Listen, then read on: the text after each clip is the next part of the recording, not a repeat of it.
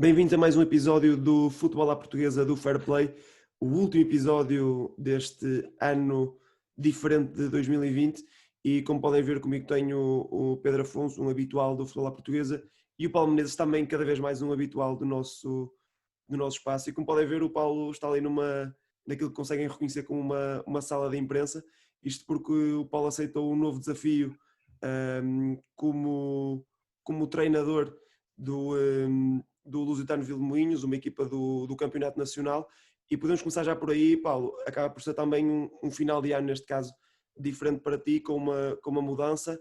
De forma muito breve, antes de passarmos à análise do que foi 2020, o que é que esperas deste novo desafio e o que é que também o clube espera de ti?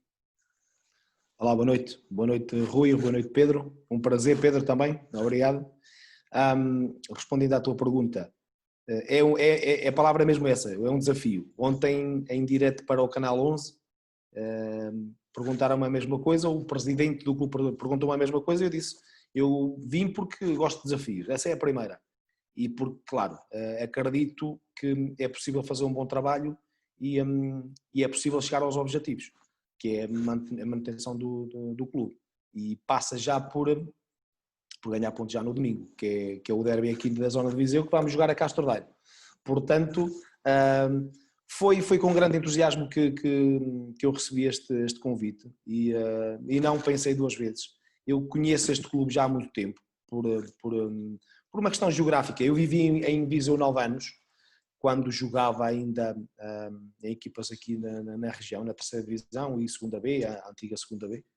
E é um clube que eu sempre gostei, que eu me identifico e tenho algumas pessoas amigas já cá trabalharam, tenho conhecimento de muitos jogadores e por isso não hesitei e aceitei o convite com toda a convicção que vamos fazer um grande trabalho e conseguir os objetivos. Não vai ser fácil, porque há uma diferença de pontos considerável, mas eu penso que com a ajuda de todos e com a dedicação de todos, que já começou tanto da direção como do staff técnico e também a mudança de chip dos jogadores, que têm dado uma resposta tremenda. Hoje foi o segundo treino e estou super contente, super satisfeito. Não tenho dúvida nenhuma que vamos fazer um belíssimo trabalho e mais que nada dignificar a camisola do clube. Isto é um clube bairrista, é um clube centenário, tem 104 anos e acaba por ser também um motivo de orgulho trabalhar num clube com estas características, com estas qualidades.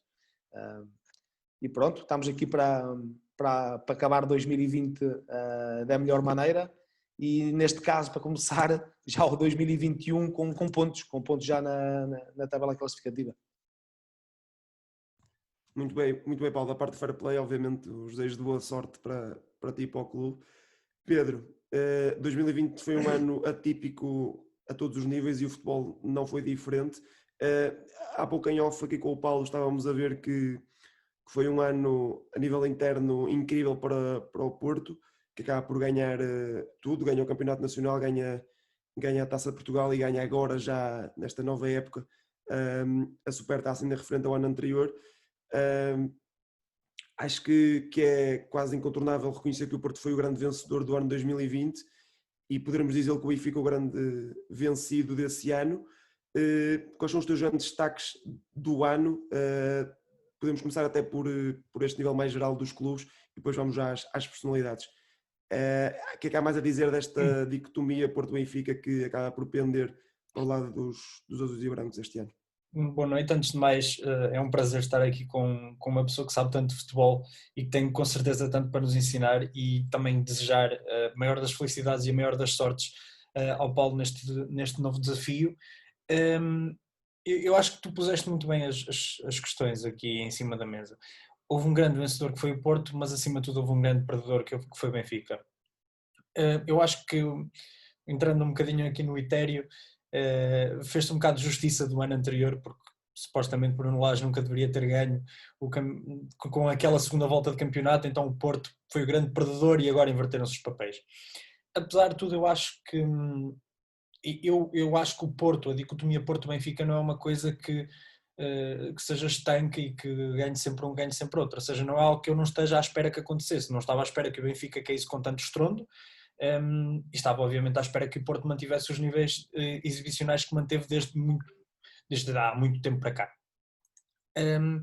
Eu creio que o ponto mais importante e que acho que é poucas vezes falado e é uma coisa que afeta o futebol a nível nacional em várias vertentes, foi a descida do Setúbal e do Aves e as circunstâncias em que elas aconteceram.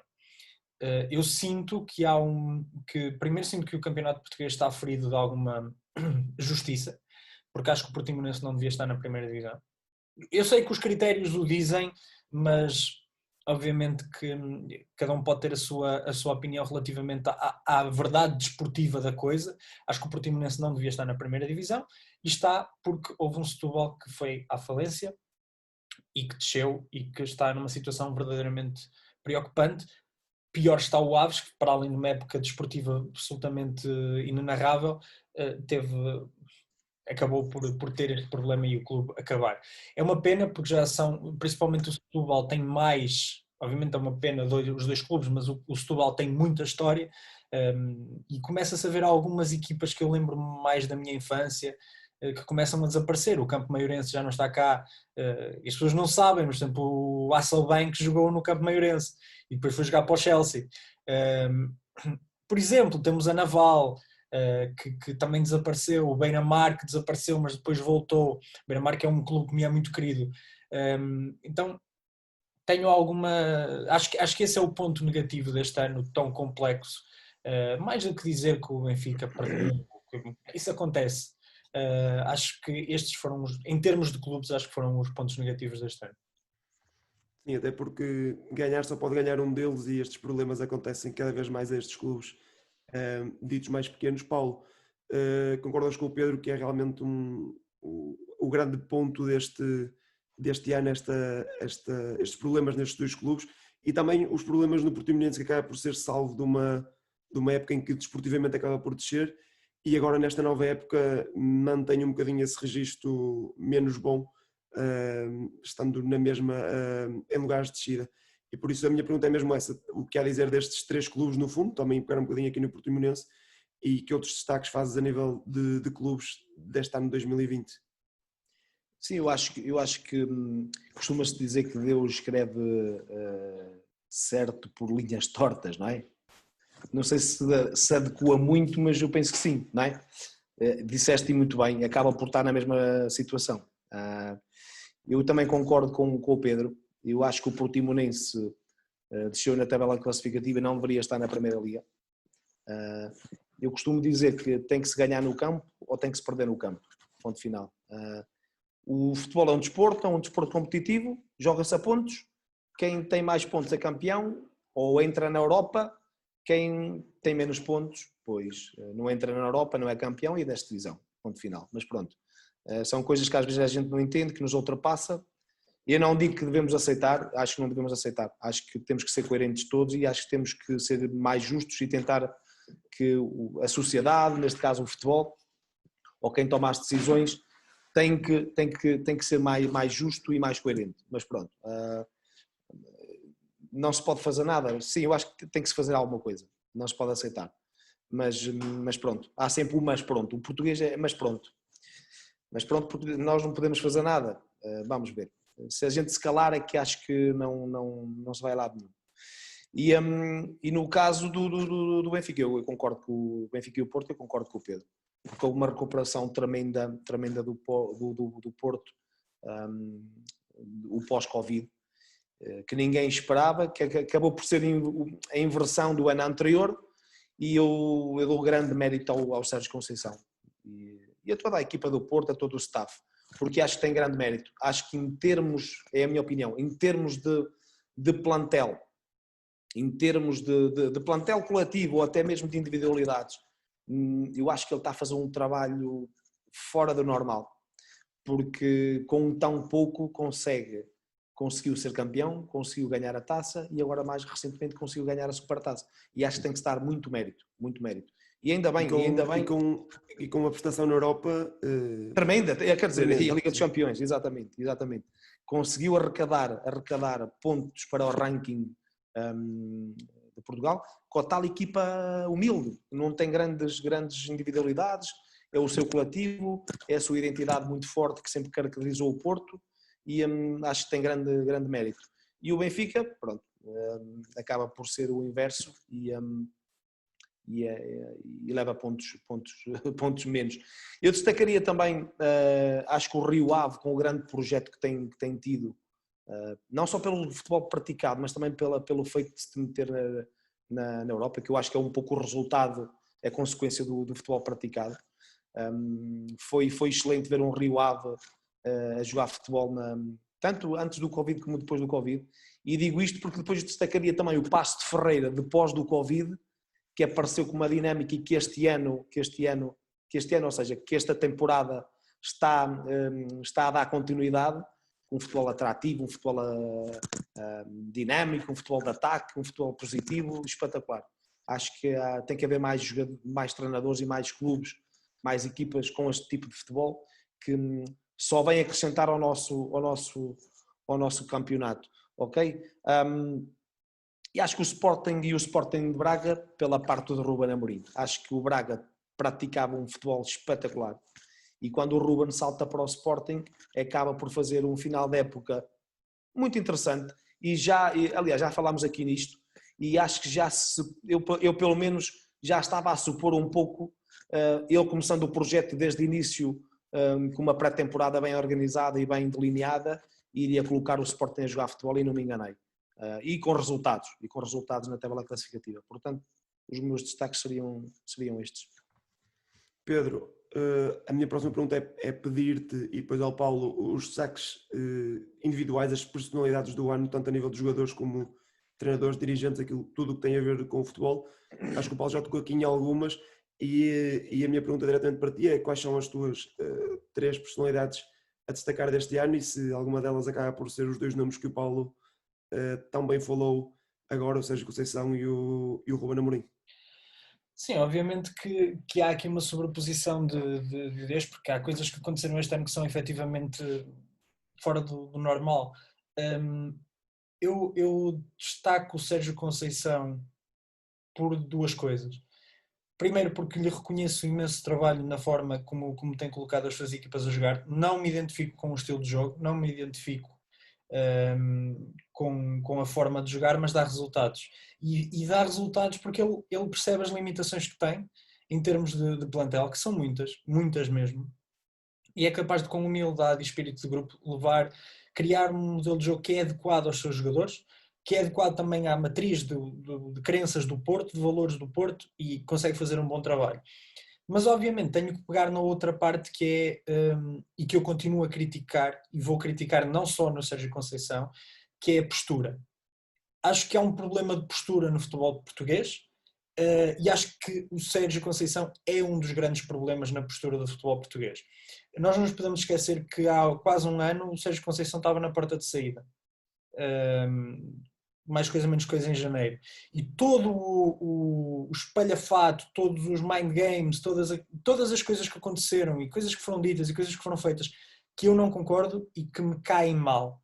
Não estou a dizer que é o único, porque não é. Mas acho que é um dos grandes espelhos disso. Mas acho que o grande destaque que eu quero dar, infelizmente, é para o Vítor Oliveira, porque eu admiro muito a capacidade, a humildade e a capacidade de trabalho. E eu admiro muito a capacidade e o conhecimento que esse senhor tinha, que era francamente abismal, e a noção de que nunca precisou de se vender às ideias e projetos e constrangimentos de outros clubes, às vezes até maiores que os dele, e procurou tornar-se uma lenda pelos seus próprios termos. Era um homem do Norte, treinava no Norte, sentia e representa um bocadinho do futebol que eu gosto e um bocadinho da postura que eu gosto, e influenciou tanta gente que a morte dele para mim foi um choque, deixou-me emocionado e acho que o grande destaque é para ele. E por outro lado, eu vou falar de jogador, não vou falar de jogadores porque acho que eu acho que não houve nenhum jogador este ano que uma pessoa possa dizer com todas as pretensão que de facto foi uma revelação. O Pizzi continua a ser aquilo que foi desde sempre. O Vinícius já se sabia que o valor que ele tinha já quando ele estava cá no Real Sport Clube. Quer dizer, não foi propriamente nada do outro mundo. Quer dizer, o Taremi sim, mas o Taremi já vinha com muito boas informações dos Emirados, ou do Qatar, não tenho certeza. Mas acho que é importante mencionar o regresso de Jorge Jesus. Por todas as piores razões. É um Porque, destaque negativo, portanto. sim, sem dúvida. Porque o Jorge Jesus é um treinador muito bom. Repara, o facto de dizer muito bom vai entrar na minha argumentação seguinte, que é: o Benfica fez um investimento absolutamente pornográfico, desculpem uma palavra, mas foi pornográfico para a situação em que nós vivemos. Todos os clubes apertaram os cordões, menos o Benfica, que gastou quase 100 milhões em transferências. O Benfica pratica um futebol paupérrimo, é paupérrimo, os jogadores não estão adaptados e não se pode falar de falta de qualidade no plantel. O Paulo pode concordar comigo que se calhar se tivesse alguns dos jogadores que o Jorge Jesus tem já estava na segunda divisão, já ia subir para a segunda divisão e ia começar a disputar a primeira. Sem nenhum desrespeito pelos jogadores que o Paulo está neste momento a treinar, atenção. E a questão aqui para mim é: não se pode chegar a Portugal com uma sobranceria tão grande de se dizer que se vai ganhar isto e que se vai ganhar aquilo e que se vai ganhar aquilo outro e dizer aos adeptos, porque os adeptos não percebem nada de futebol ou os jornalistas não percebem nada de futebol. Eu acho que há aqui uma certa falta de humildade que me cai mal, que está a causar também entropia no Benfica e que também cai mal a quem gosta de futebol em Portugal. Porque o que nós gostamos no Jorge Jesus, nós que gostamos de futebol, era do futebol que as equipas dele praticavam. O Sporting do Jorge Jesus era incrível. O Benfica do Jorge Jesus, que foi à final da Liga Europa, era abismal, era incrível. E nós agora estamos a ver uma versão péssima que ganha porque tem melhores individualidades, não é pelo coletivo, é porque tem melhores individualidades. E a mim faz-me alguma confusão este regresso de um Salvador que ganhou tudo o que havia no Brasil para ganhar e de repente chega cá e as coisas não são bem como elas deveriam ser. Ou seja, por um lado, o Sérgio Conceição, sim, positivo, porque faz um trabalho absolutamente extraordinário. Menos bom, eu não diria negativo, mas menos bom porque contribui muito para o clima de instabilidade, tal como Jorge Jesus. E claro, uma palavra de apreço para o Vítor Oliveira, porque não, é uma situação lamentável que afeta-nos a todos que gostamos de futebol. Paulo, eu acho que concordo plenamente com aquilo que o Pedro disse, é incontornável a morte do Vítor Oliveira como um marco de 2020. E por isso a minha pergunta para ti é exatamente a mesma, os destaques deste ano de 2020, se concordas com aqueles que o Pedro destacou e que outros queres acrescentar? Eu concordo na parte do Vítor Oliveira, aliás, eu tinha esse apontamento aqui. Acho que é uma homenagem merecida de uma pessoa que sabia estar no futebol, que sabia estar na sociedade. Mais que nada era um exemplo para muita gente, como o Pedro disse, pelo aquilo que ele transmitia, pelo exemplo de frontalidade, de honestidade. Ele tinha o que queria dizer, ele dizia, e sabia dizê-lo sem danificar ninguém, sem beliscar nenhuma instituição, muito, muito, muito bom. No outro dia eu vi na televisão o documentário que fizeram no Canal 11 em sua homenagem e foi espetacular, foi tremendo. Não só ex-jogadores dele e companheiros como o Pepa, que também falou um pouco da sua relação enquanto aprendiz sendo adversário, e que eu acho que isso é das coisas mais bonitas que se pode retirar. Que ele dizia que era um miúdo antes do jogo, Paço de Ferreira contra o Tondela ou qualquer coisa assim do género, não é? que era um miúdo que estava lá para beber, ou seja, eu estou a competir contra o Vítor Oliveira e antes do jogo estou com as orelhas em pé para observar tudo do mestre, não deixa de ser adversário, mas acho isso tremendo e acho que há que tirar também o chapéu ao Pepa por nos contar um pouco essas histórias que acabam por ser uma grande homenagem ao Vítor Oliveira. E não só pelo aquilo que ele conseguiu, mas também pela sua personalidade. Acho que é mais que merecida. E depois acho que voltamos aqui ao Carlos Carvalhal, que eu gosto muito do discurso dele, não só do futebol que ele praticou no Rio Ave e continua também no Braga, porque eu acho que não é fácil, tal como o Ruben Amorim, eu destaco o Ruben Amorim e o Carlos Carvalhal porque em 2 clubes diferentes eles conseguem fazer exatamente a mesma coisa, colocar as equipas a jogar um bom futebol, colocam a sua filosofia muito idêntica em clubes diferentes e funciona. E funciona. E eu acho que o Carlos Carvalhal, também por saber estar e pela sua humildade, eu digo isso porque eu privei com o Carlos Carvalhal em Madrid. Ele estava no Besiktas e foi jogar contra o Atlético de Madrid para a Liga Europa. E eu procurei-o, eu estava lá a estudar no INEF de Erasmus, e eu procurei por minha iniciativa, lá no hotel, e ele foi de uma humildade tremenda, ficou lá comigo até às 11 da noite, 11 e tal da noite, ele e o adjunto dele, como se me conheceste de toda a vida, é contar as suas experiências com o Besiktas lá na Turquia, né? E fiquei com essa sensação de que é uma pessoa muito aberta, muito... Acho que é também um exemplo de saber estar no futebol. Não sei se vocês já assistiram a aquelas conferências via Zoom que fizemos agora toda a gente assistiu, né? Da NTF ele fez uma para a NTF e a forma que ele transmite as coisas é como nós estivéssemos a falar, por exemplo, no balneário ou off record, não estamos a gravar, com algumas palavras menos, português menos boas, mas é português, é a linguagem de futebol, ou seja, é uma pessoa autêntica, é uma pessoa que eu admiro bastante e acho que esses seriam os destaques. Eu já não digo o Sérgio Conceição porque já tinha falado nele antes, portanto destacaria o Vítor Oliveira, o Ruben Amorim e o Carlos Carvalhal, sem dúvida. Muito bem. Pedro, para fechar, volto a ti para uma última questão. É verdade que é um podcast de análise de 2020, mas a ideia é sempre lançar aquilo que vem aí. 2021 será um ano ainda de desafios para o futebol, ainda sem adeptos no estádio, e por isso aquilo que eu te peço é uma previsão, seja ela qual for, seja do vencedor do título, de descidas de divisão, de qualquer coisa, uma previsão daquilo que será o futebol português em 2021. Não sei se te ajuda ou não, mas neste momento o Porto está empatado 2-2 com o Vitória. Pode-te ajudar ou não nessa previsão? Por acaso estava a ver isso, estava a ver porque gosto de ter sempre aqui as minhas cábulas. Não, eu acho que é cedo para se fazer uma previsão relativamente à descida, porque acho que há muita gente que está numa curva descendente.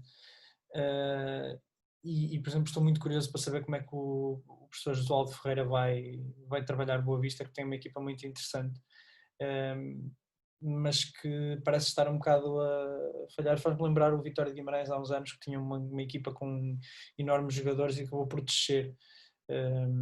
E que foi uma coisa um bocadinho estranha, mas que parece que é que pode acontecer com a Boa Vista. Eu creio que em termos de campeões, eu não consigo projetar um campeão por uma questão. Eu respeito imenso o trabalho que o Ruben Amorim está a fazer no Sporting. Acho que é de uma qualidade tremenda. Isto é nível football manager, o que ele está a fazer. Mas preocupa-me que, enquanto plantel, não tenha os jogadores suficientes ou com qualidade suficiente para poder fazer um campeonato inteiro. Ainda para mais porque a frequência de jogos aumenta e pode haver aqui alguns problemas com, por exemplo, uma forma menos boa de um jogador e o modelo pode, principalmente os jogadores da frente, o modelo pode descambar.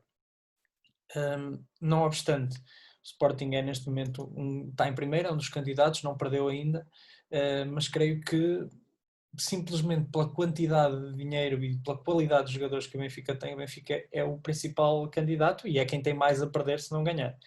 É o alvo a bater, não é? Não é o alvo a bater, o Porto é o alvo a bater, mas o Porto Certo. tem uma coisa que é, o Porto tem a humildade de perceber que está num ano muito complicado a nível financeiro, não fez investimentos muito avultados e continua a trabalhar e a ganhar espaço nas Champions, a ganhar taças, e é um ano de estabilização, ou seja, ganharam o ano passado, há aqui uma estabilização, o Benfica é que tem que ir atrás. Eu creio que quase toda a gente está à espera que o Benfica ganhe, porque, quer dizer, eu nunca pensei em 2020, 2021 ver jogadores em Portugal como o Everton, ou ver jogadores como o Weigl, ou ver uma dupla de centrais de Vertonghen-Otamendi. É absolutamente abismal ver que isso existe cá em Portugal, e é muito bom para o futebol português, mas ao mesmo tempo parece pouco. Mas acima de tudo há uma projeção que eu quero fazer para 2020, 2021 que não se prende tanto com clubes individualmente, mas sim com aquilo que é o panorama do futebol português. As pessoas têm que compreender que Portugal é um campeonato secundário, muito por culpa nossa também. Neste momento não há tanta qualidade nas plantas como havia, por exemplo, há 10 anos atrás, mas a verdade é que ainda há qualidade. E só o Porto é que tem sido capaz, ano após ano, de fazer boa figura na Champions, arrecadar pontos para o ranking, a fazer com que Portugal, a nível europeu, tenha algum tipo de impacto. As prestações do Benfica têm sido horrendas, as prestações do Braga têm sido razoáveis, não têm sido más, podiam ser melhores, mas têm sido, no geral, têm sido boas. O Rio Ave ficou sempre à porta, entrou na Liga Europa, mas pronto, depois aí já as coisas complicaram-se um bocado, mas já é um bom passo. E o Sporting também teve dificuldades. Quer dizer, nós chegamos a um ponto em que Portugal começa a ter uma grande carência de sucesso internacional. E nós não podemos propriamente falar de falta de qualidade nos jogadores portugueses, porque nós neste momento temos das melhores seleções do mundo, que isto também é uma coisa muito importante de se dizer. Portugal tem uma das melhores seleções do mundo a nível de individualidades. E eu acho que esse panorama da afirmação de Portugal enquanto uma potência do futebol e não a equipa que ganhou por acaso o Euro 2016, que também é preciso afastar esse fantasma. Acho que é importante os clubes portugueses começarem a pensar nisso e não pensar que vamos mandar embora o Rúben Dias, vamos mandar embora o Danilo, vamos mandar embora todos aqueles craques portugueses que cresceram cá, que estiveram cá, e começarmos a ser um bocadinho mais protetores, mais nacionalistas. E quer dizer, o Porto não precisava de comprar o Uribe porque tinha o Danilo, recuperou o Sérgio Oliveira por necessidade, mas há uma valorização do português que deve ser feito. Não é por ser português que deve jogar, mas também vamos tentar valorizar um bocadinho aquilo que é o nosso trabalho a nível interno. Paulo, para terminar, uma previsão para o próximo ano de 2021, o que é que esperas ver no futebol português? Eu concordo muito com o Pedro, com aquilo que ele estava a dizer sobre... Eu também não consigo prever. É como diz o Jesus e o Conceição, não são bruxos. E a gente esteve a falar aqui há dias nisso. Vamos ver como é que as equipas vão entrar em 2021, e vão continuar, porque esta prova é uma prova de regularidade, é uma prova longa, e acho que aquilo que ele referiu em termos de situações, de opções dentro dos plantéis, quem tiver mais qualidade e quantidade, ou melhor, mais quantidade com qualidade, vai ter se calhar mais hipóteses de ganhar pontos para atingir os seus objetivos.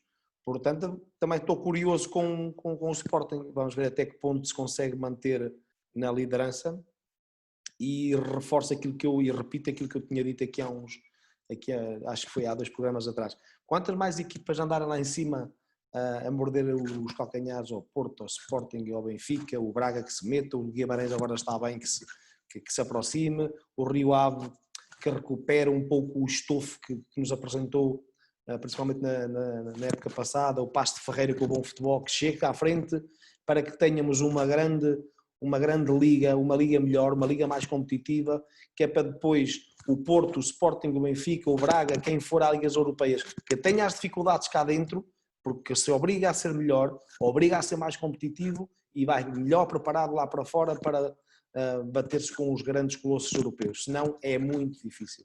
É muito difícil. Temos que nos preparar mais e melhor cá dentro, ser mais competitivos cá dentro, para depois lá fora não termos tantos problemas e termos melhores figuras como o Porto está a fazer na Champions, irmos mais longe também com as equipas na Liga Europa e começarmos a ganhar pontos, que é para alargar um pouco o número de equipas que entram na Liga Europa e na Liga dos Campeões. Porque é como diz o Pedro, temos das melhores seleções do mundo, mas em termos de liga e em termos, pronto, tem a ver uma coisa com a outra, em termos de liga, em termos de clubismo, não temos uma liga forte e depois paga a fatura na Europa, tanto na Liga Europa como na Liga dos Campeões. E é uma pena porque nós somos um país de futebol, somos um país de futebolistas, temos que acompanhar um pouco, porque isto acho que temos que acompanhar a mudança dos tempos. A seleção está a conseguir lá chegar, porque colocou muitos jogadores no estrangeiro, onde competem nas suas equipas, nas suas grandes ligas, e conseguem depois transportar e colocar em prática, felizmente, para a nossa seleção, e por isso somos das melhores seleções do mundo e campeão da Europa e campeão da Taça das Confederações, não é? Mas depois, em termos de clubismo, parece que ainda estamos uns passos atrás e temos que dar passos mais rapidamente nesse sentido.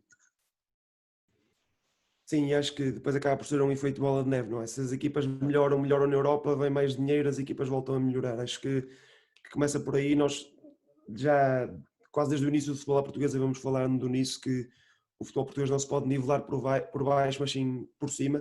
As equipas, queremos um campeonato mais equilibrado, mas com as equipas lá em cima, como o Paulo acabou de dizer. Obrigado aos dois, Paulo e Pedro.